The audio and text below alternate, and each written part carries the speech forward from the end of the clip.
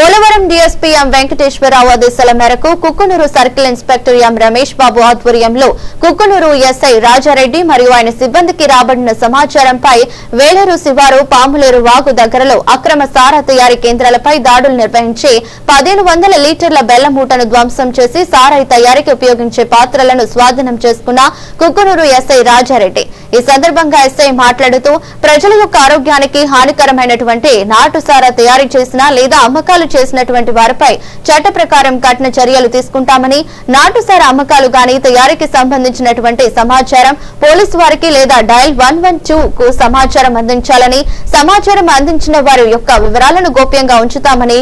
ఈ సందర్భంగా కుక్కునూరు ఎస్ఐ తెలియజేశారు.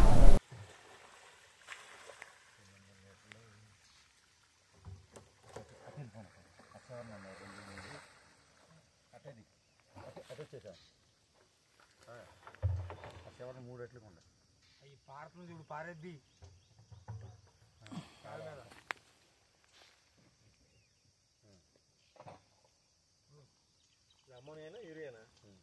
అమోనియా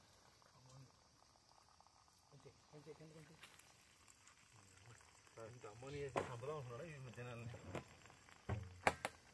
చచ్చిపోయినాడు సార్ అడు బాధ అయితే నాకు చేసింది ఎందుకు నా దగ్గర ఉండేది చెయ్యమని చచ్చిపోయింది సంక్రాంతికి 7-8 మంది చచ్చిపోతారంట కుర్రోడు ఆ మూడు బట్టి